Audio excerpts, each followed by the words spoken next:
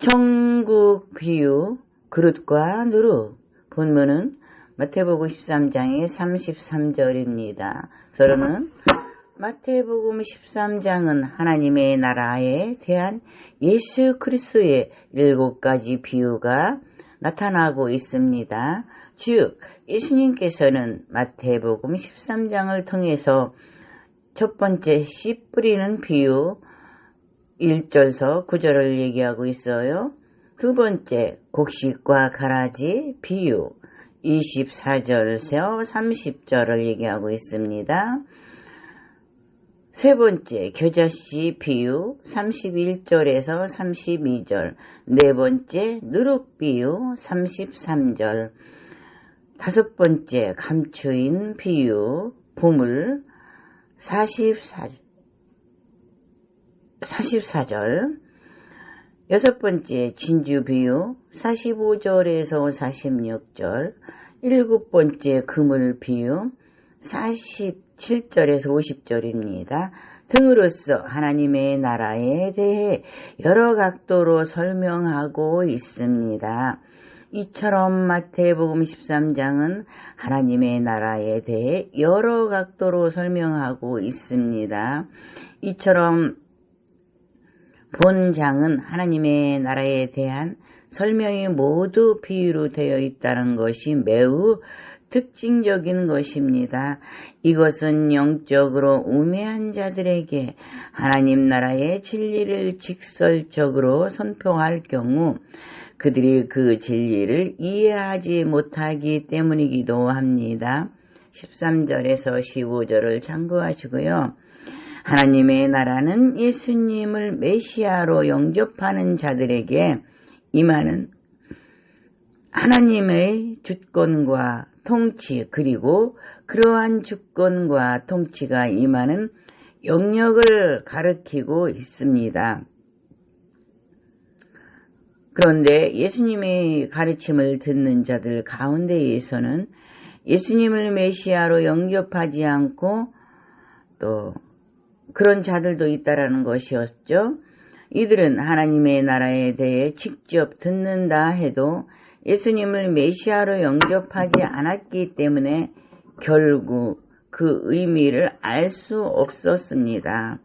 따라서 예수님께서는 자신을 하나님께서 보내신 메시아로 영접한 복 있는 자들에게만 천국을 또 천국 진리를 깨달을 수 있도록 이처럼 비유로 말씀하신 것입니다. 원로는 오늘은 복음을 전파하는 것이 마치 가루 반죽에 누룩을 넣는 것과 같다는 사실을 알게 됩니다. 그 이유는 복음이 그것을 받아들이는 사람들의 마음속에서 누룩과 같이 역사하기 때문입니다. 누룩은 가루 반죽 속에서 서서히 작용하겠지만 틀림없이 그 반죽 전체에 작용하여서 그것을 부풀게 만듭니다. 성경의 누룩은 부정적인 면이 강하게 적용됐지만 결론 부분에서 다루기로 하고 먼저 본문에서 긍정적인 면을 살펴보겠습니다. 왜냐하면 복음은 씨앗, 누가복음 8장 11절 이기 때문에 말씀을 받아들이는 사람들의 마음속에서 누룩과 같이 역사하기 때문입니다. 선포된 말씀이 듣는 사람들 마음속에서 틀림없이 강력하게 역사하기 때문이죠. 이미 누룩의 작용과 같이 같은 복음의 역사는 세상 속에서 벌어졌습니다. 사도들은 복음을 전파함으로써 세상 곧 온 인류 속에 누룩 한 줌을 가져다 넣었던 것이죠. 그렇게 전파된 복음은 온 세상을 변화시켰습니다. 이러한 강력한 역사는 바로 복음의 역사가 성령의 역사였기 때문입니다. 성령은 만군의 주가 되신 하나님의 영이시기에 그분의 역사는 결코 어느 누구도 방해할 수 없는 것입니다. 또한 복음의 역사는 이제 우리들 마음속에서 일어나고 있습니다. 실로 살아있는 생명의 말씀이 복음이 사람들 심령에 들어오면 그것을 철저히 변화를 가져옵니다. 철저한 변화를. 그래서 복음은 영혼 깊은 곳에 작용해서 몸의 각 지체들이 지닌 성질조차도 변화시키게 됩니다. 로마 6장 13절을 참고하시고요. 한편 이러한 비유들 속에서 우리는 끊임없이 계속해서 진보해야 된다는 것을 깨닫게 됩니다. 그러므로 우리는 내 자신이 과연 지금도 은혜 안에서 성숙해 가고 있는가 생각해 봐야 될 듯합니다. 결론은 적은 부분에서 우리는 그런 부분에는 말하는 여자와 가루는 무엇을 상징하는가? 우선 고린도전서 5장 6절 8절 말씀을 소개합니다. 너희가 자랑하는 것이 옳지 아니하도다. 적은 누룩이 온 덩어리에 퍼지는 것을 알지 못하느냐? 너희는 누룩 없는 자인데 새 덩어리가 되기 위하여 묶음 누룩을 내버리라. 우리는 유월절 양 곧 그리스도께서 희생되셨느니라. 이러므로 우리가 명절을 지키되 묵은 누룩으로 도 말고 악하고 악의에 찬 누룩으로도 말고 누룩이 없는 오직 순전함과 진실함의 떡으로 하자고 했으며 마태복음 16장 6절에는 예수께서 이르시되 삼가 바리새인과 사두개인들의 누룩을 주의하라고 하셨습니다. 답은 사도행전 23장 8절에서 보면 사두개인의 누룩은 부활이 없고 천사도 없고 영도 없다는 반면에 바리새인들은 다 있다고 하면서 말씀이 육신이 되어 오신 메시아를 부인하는 오늘날 종교 지도자들과 종교인들의 모습을 분별하게 됩니다. 먼저 본문에 등장한 여자는 누구인가를 먼저 묵상해 봅니다. 성경에는 여자와 남자가 등장합니다. 에베소서 6장 22절에서 33절에 결론적으로 그리스도와 교회의 비밀을 말하고 있습니다. 즉 여자를 처녀, 신부, 아내, 어머니로 표현되고 있습니다. 이는 한 여자의 일생입니다. 성경에 등장한 하와와 여자는 곧 교회의 일생입니다. 여자는 교회를 말하고 있다라는 거죠. 남자 아담의 뼈 갈비뼈로 여자를 만들었듯이 예수님의 옆구리에서 흘리신 피로 만들어진 교회는 여자라는 뜻이죠. 오늘 본문에도 여자가 가루 서말 속에 갖다 넣었다고 합니다. 말은 곡식을 측량하는데 쓰이는 도구입니다. 열대가 한 마리인데 가루 서말은 약 40리터에 해당하는 엄청난 양의 가루를 부풀게 했다는 팽창하는 누룩의 발효성이 실로 엄청남을 상징적으로 보여줍니다.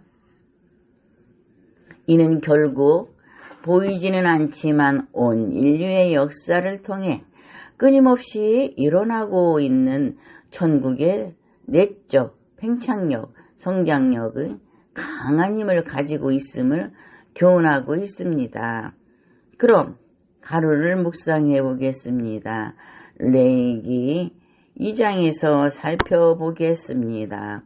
레위기 2장 1절에 누구든지 소재의 예물을 여호와께 드리려거든 고운 가루로 예물을 삼아 그 위에 기름을 붓고 고운 가루는 죄가 없고 부드러우시며 최선을 다해 섬기던 예수 그리스도를 상징합니다. 즉 철저하게 부서지신 주님의 희생을 상징합니다. 고운 가루는 부드럽고 골고루 펴지며 먹기에 거침이 없고 굵은 것이 없고 부조화도 없으며 광야의 미세한 만나같이 골고루 완벽하게 조화를 이룬 가루입니다. 거기에는 굵은 덩이는 하나도 없습니다. 거칠고 거친 돌이 되는 굳은 덩이는 즉 기름과 유황이 섞이기 어려운 육신에 굳은 덩이는 하나도 없으며 고르지 못한 것은 하나도 없다라고 합니다. 어디 하나에도 자신의 자아를 남겨둔 곳 없이 철저하게 부서 가루가 되셨고 하나님의 소재 예물이 되셨기에 부드럽고 고운 가루가 되셨습니다. 주님은 하나님으로서 모자람이 없으셨고 참 사람으로 고루고루 온전하셨으며 어머니를 섬기는 아들로서 제자들을 사랑으로 선생으로서 모자람 없으신 분이십니다. 고운 가루는 그분 예수님은 강도에게도 율법사에게도 가난한 사람에게도 7 귀신 들렸던 막달라 마리아에게도 니고데모에게도 가늠하다 현장에서 잡힌 여자에게도 겁 많은 어린이도 부담없이 부드러우시고 온유하신 분이었습니다. 고운 가루는 누구든지 구원받을 수 있고 쉬운 복음이기도 합니다. 오늘 우리 또한 말씀 앞에 깨어져 가루가 된 사실이 있는지요? 굵은 가루는 거짓교회인 여자가 가지고 있는 잘못된 사람이 만든 교리에 누룩이 섞인 듯합니다. 많이 거짓된 교리가 있다라는 것이죠. 가짜가 많다라는 것이죠. 오늘날 분별함이 없으므로 레기 가루는 고운 가루입니다. 마태복음의 가루는 거친 가루입니다. 즉 깨어지지 않는 자에게는 누룩이 틈탈 수 있고 부풀 수 있다라는 것입니다. 고운 가루는 기름이 골고루 섞이기 때문에 누룩이 틈탈 수 없고 부패하지 않는 소금이 골고루 쳐 있기 때문에 불변합니다. 우리는 고운 가루로 하나님께 향기로운 수제물이 되셨음을 믿으시고 우리도 또한 말씀으로 철저하게 부서진 고운 가루가 되셔서 사람들이 만들어 놓은 어설픈 교리에 속아서 평생 예수 믿고 지옥 가는 그런 불상사가 없으시기를 진심으로 여러분에게 부탁드립니다. 레위기 2장 11절에 너희가 여호와께 드리는 모든 소재 예물에는 누룩을 넣지 말지니 너희가 누룩이나 꿀을 여호와께 화제로 드려 사르지 못할지니라. 누룩을 소재 예물에 넣지 말 것을 주님께서 명령하셨습니다. 성경에서 누룩은 죄와 악을 상징합니다. 성경에서 누룩은 죄와 악을 말하는 것입니다. 여러분께서 이 점에 대해서 잘 참고하시기 바랍니다. 성경에서 누룩은 죄와 악을 상징한다는 것이죠. 말씀하신다라는 거죠. 말한다는 것이죠. 바리새인들의 누룩은 마태복음 16장 6절은 외식적인 율법주의였고 사두개인의 누룩 누가복음 12장 1절, 마가복음 8장의 15절은 철학의 유전이었습니다. 또한 바울은 묵은 누룩 고전 5장 6절에서 8절은 제하라고 하였는데 그것은 죄를 상징합니다. 여러분, 정치적 누룩, 교리의 누룩, 죄의 누룩은 어디에 있든지 적은 누룩이 온 덩어리에 퍼질 수 있기 때문에 갈라디아 5장 9절은 경고하고 있지만 증세 로마 카톨릭 시대에 활동하던 바벨론 누룩이 오늘날 개신교에 퍼져 순진한 영혼들이 취해 있고 여자가 교회를 말하죠. 굵은 가루, 규리, 서말 속에 넣어 전분을 부풀게 한 내용입니다. 소재에 누룩이 없음같이 예수 그리스도는 거룩하고 거룩하신 누룩 없으신 완벽한 복음 그 자체였습니다. 그러나 강한 힘을 가지고 있는 복음이 잘못되어진 즉 거듭난 적이 없는 지도자들에 의해서 종교적인 세뇌 교육으로 부풀어지는 누룩은 분명히 성경 전체 교훈은 악의 요순이 죄악 등을 상징하는 용례로 사용되어진 사실입니다. 잘못된 부분이 많다라는 것이죠. 부풀은 누룩이 많다라는 것이죠. 오늘 본문은 복음의 위대한 능력을 비유하고 있다는 사실을 기억하셨으면 좋겠습니다만 분명 교회 안에 잘못되어진 누룩이 영혼들을 사냥하고 있다는 놀라운 사실을 영적으로 눈을 뜨신 분들은 분별하시리라고 믿습니다. 우리가 전하고 있는 것이 진짜 누룩인 줄 알고 진짜 성경인 줄 알고 우리는 뭣도 모르고 따라하는 경향이 많습니다. 남들이 그러하다고 하니 어느 누가 그러다고 하니 성경에 분별이 없어서 분별 없이 하는 교회들이 많다라는 것이죠. 잘못된 교리가 많다라는 것이죠. 여러분은 눈을 뜨시기 바랍니다. 분별하시기 바랍니다. 감사드립니다.